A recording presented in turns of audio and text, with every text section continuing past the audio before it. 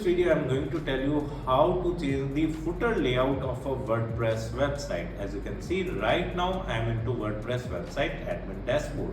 And in the left side toolbar, we are having an option of appearance. You just need to move your cursor over the appearance and then click on customize.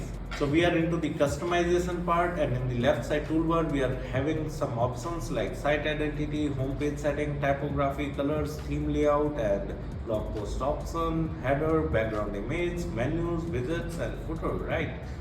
Whatever the changes you make in the left side toolbar would automatically get displayed in the right side preview of your website, right?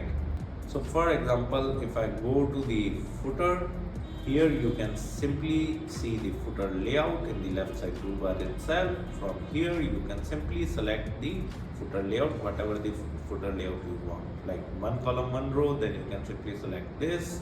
And if you want two columns in the footer layout, then you can simply select this, right? So as I have selected two column, one row, then as you can see in the left side preview, our footer is in the same layout, right?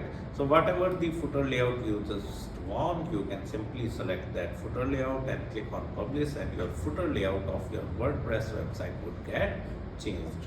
Apart from that, if you want to learn more about WordPress website, I have mentioned my blog link in video description. You can simply visit my blog and read articles related to WordPress website with video tutorials. And if you are interested in learning digital marketing in detail, then also I have mentioned my website link in video description. You can simply visit my website, explore our digital marketing course, and you can purchase the course directly from there. Thank you so much. If you want to learn digital marketing for free, then subscribe Digital Bikana YouTube channel right now.